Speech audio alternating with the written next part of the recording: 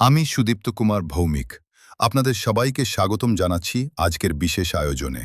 আজ আমরা আপনাদের নিয়ে যাব সিরাজগঞ্জ জেলার রায়গঞ্জ উপজেলার ঘুরকা বেলতলার ঐতিহ্যবাহী বৈশাখী চড়ক মেলায়, যেখানে ইতিহাস, বিশ্বাস আর গ্রামীণ জীবনের রং মিশে গেছে এক অপূর্ব উৎসবে।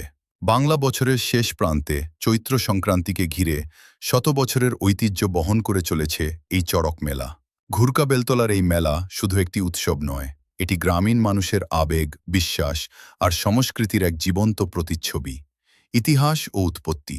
চড়ক পূজা মূলত শিবের আরাধনায় অনুষ্ঠিত হয়। ধারণা করা হয় কয়েকশো বছর আগে এই অঞ্চলের সাধক ও ভক্তরা কঠোর সাধনার মাধ্যমে এই পূজার প্রচলন করেন। সময়ের সাথে সাথে এটি রূপ নেয় এক বিশাল মেলায়, যেখানে ধর্মীয় আচার আর লোকচ আনন্দ মিলেমিশে একাকার। চড়ক পূজার প্রস্তুতি। মেলা শুরু হওয়ার কয়েকদিন আগ থেকেই শুরু হয় প্রস্তুতি। বেলতলা মাঠে তৈরি করা হয় চড়ক গাছ, একটি উঁচু কাঠের খুঁটি যার চারপাশে ঘুরে চলে নানা আচার অনুষ্ঠান। ভক্তরা পালন করেন উপবাস, কঠোর নিয়মকানুন আর মানত পূরণের প্রস্তুতি। চড়ক পূজার মূল আচার।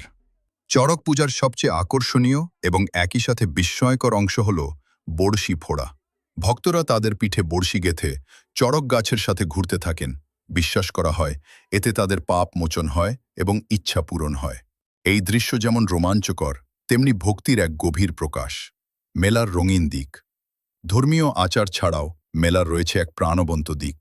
চারদিকে দোকানপাট, মাটির খেলনা, গহনা, মিষ্টি আর গ্রামীণ হস্তশিল্পের সম্ভার। শিশুদের হাসি, নাগরদোলার ঘূর্ণন আর মেলার কোলাহল, সব মিলিয়ে এক আনন্দমুখর পরিবেশ। এইসব আয়োজন গ্রামীণ সংস্কৃতিকে জীবিত রাখে, নতুন প্রজন্মের কাছে তুলে ধরে আমাদের ঐতিহ্য।